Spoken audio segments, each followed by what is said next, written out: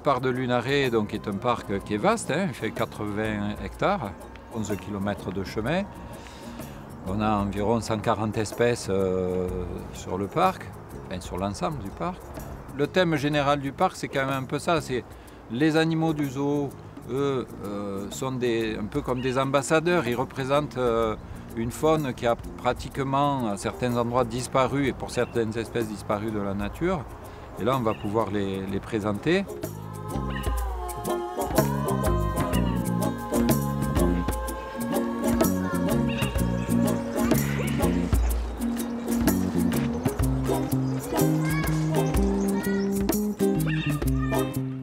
On propose des visites guidées, donc que ce soit sur la partie parc zoologique, sur la partie réserve naturelle, hein, puisque je rappelle que le parc est un parc zoologique bien entendu, mais est aussi une réserve naturelle, donc avec un milieu très riche. Et donc ce qui fait un ensemble très intéressant pour parler de la biodiversité et de la relation aussi de l'homme avec son environnement et des conséquences de ses actions. Par exemple, les animaux que nous présentons dans le parc, la faune sauvage et la faune exotique, qui est le plus souvent menacée à cause des activités humaines.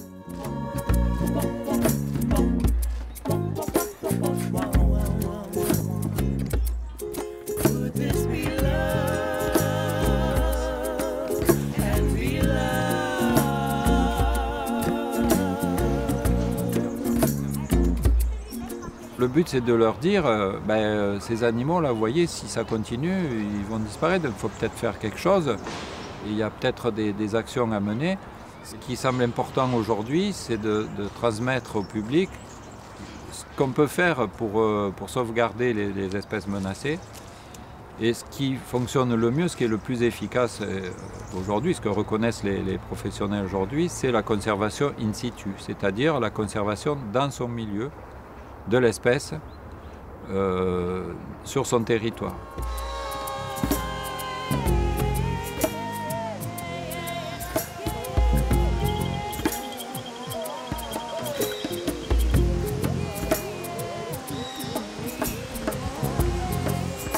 La serre, elle a la particularité de représenter toutes les classes de vertébrés. Donc on va avoir aussi bien des mammifères, des poissons, des amphibiens, des reptiles et des oiseaux.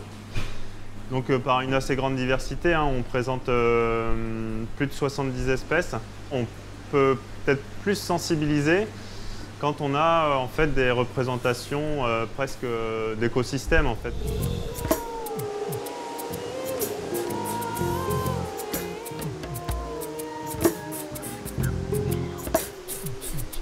On peut voir toutes les chaînes, par exemple, voilà, du début à la fin d'une chaîne alimentaire. Donc c'est à la fois des ensembles qu'on voit, à la fois une grande diversité d'espèces. Ça donne une ambiance vraiment particulière à la serre. On se croirait vraiment dans un petit bout de forêt amazonienne.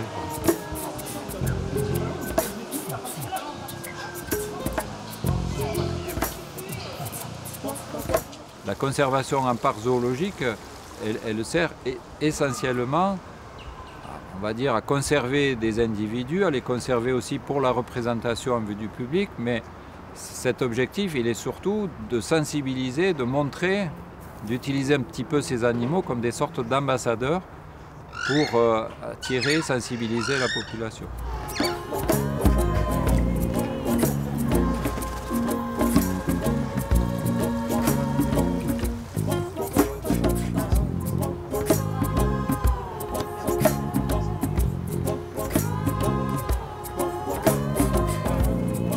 On ne peut pas parler d'une espèce sans parler de son milieu et de sa relation aux autres individus, aux autres espèces. Voilà, donc c'est un service qui a quand même un éventail de possibilités, enfin, d'ouverture vers tous les publics et sous toutes les formes, tous les médias possibles, qui permet donc d'exploiter le potentiel énorme de ce parc.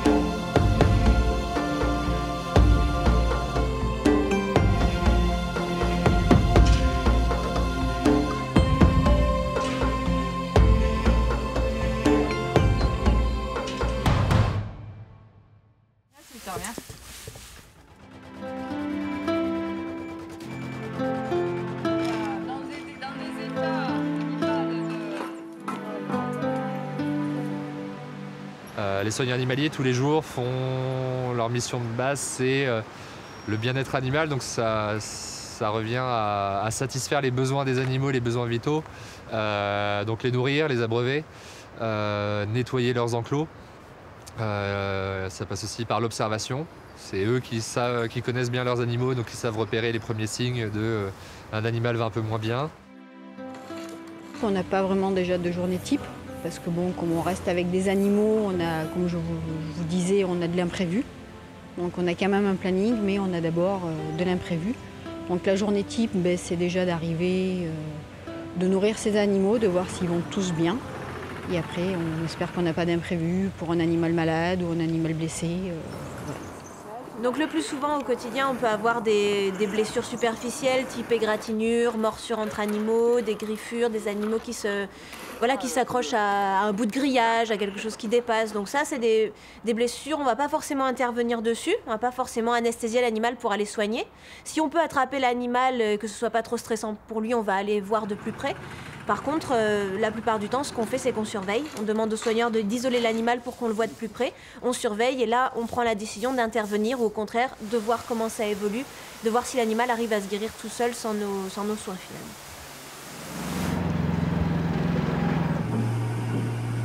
Dans la nature, ils passent le plus clair de leur temps à chercher de la nourriture. Et ça arrive comme ça, ils n'ont pas besoin de chasser, ils n'ont pas besoin de paître sur des hectares pour avoir ce qu'il leur faut en foin. Donc il faut à un moment les occuper. Donc il y a différents moyens d'enrichir leur milieu de vie. Donc, voilà, ça fait partie aussi de l'activité du soigneur animalier.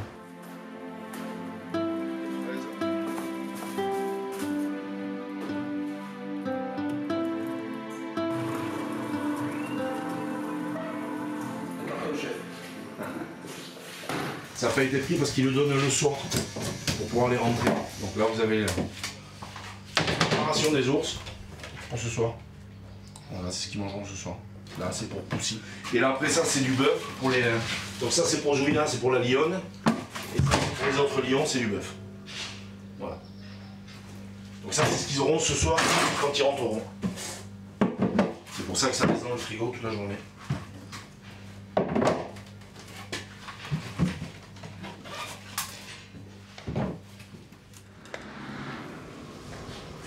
Donc les fiches alimentaires sont faites par les vétérinaires du zoo. Et on est obligé de les suivre, que ce soit par le poids, le nombre d'individus et le poids total. Que les animaux dangereux, on n'a aucun contact avec eux. Donc il y a des règles de sécurité très strictes à respecter. Il y a tout un tas de procédures qui sont mises en place, notamment pour rentrer dans certains bâtiments, les bâtiments des carnivores par exemple. Les bâtiments des rhinocéros aussi, les bâtiments des girafes, enfin, tous les animaux qui sont considérés comme dangereux de par leur taille, et de par aussi leur régime alimentaire, entre guillemets. Enfin, voilà, tout ce qui est lion, ours, on ne va pas rentrer dans les bâtiments comme ça.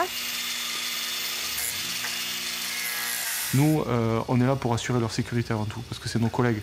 Et donc toute la partie serrurerie, on est très vigilant à ce qu'on va faire. Dans un parc zoologique, on parle toujours des animaliers, on parle toujours des vétérinaires, c'est les métiers les plus intéressants, et de toute façon, nous aussi, c'est ce qui nous passionne, au contact des animaux.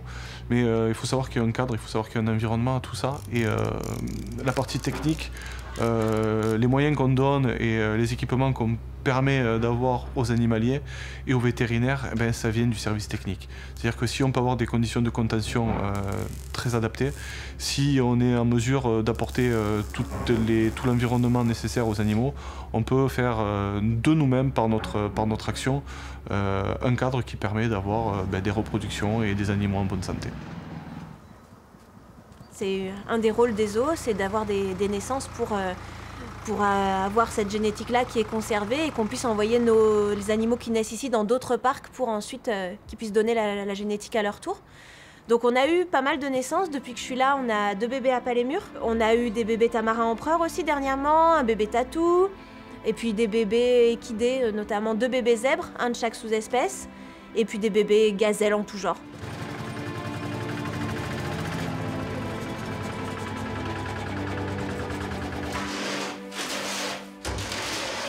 Le parc de Lunaret est donc rentré dans un projet de refondation complète avec toute une réorganisation de l'implantation des enclos, avec la mise en place de méta-enclos, c'est-à-dire d'enclos beaucoup plus vastes dans lesquels les espèces seront présentées en mixité.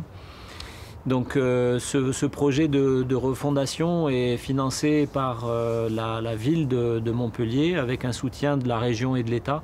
Le projet voté par le conseil municipal et voulu par le maire Philippe Sorel est à hauteur de 30 millions d'euros. Et il y a 5,5 millions qui viennent donc de la région et de l'État en soutien. Le futur zoo, on espère qu'il sera aussi agréable, si ce n'est encore plus agréable que le zoo actuel. On aimerait qu'il soit en même temps un zoo du 21e siècle avec une meilleure prise en compte de la problématique du bien-être animal et un meilleur accueil encore du public qui a déjà plaisir à venir chez nous. Donc je voulais rendre un hommage appuyé à l'ensemble des gens qui travaillent avec moi, à la fois pour que le site puisse accueillir le public et puisse se renouveler complètement.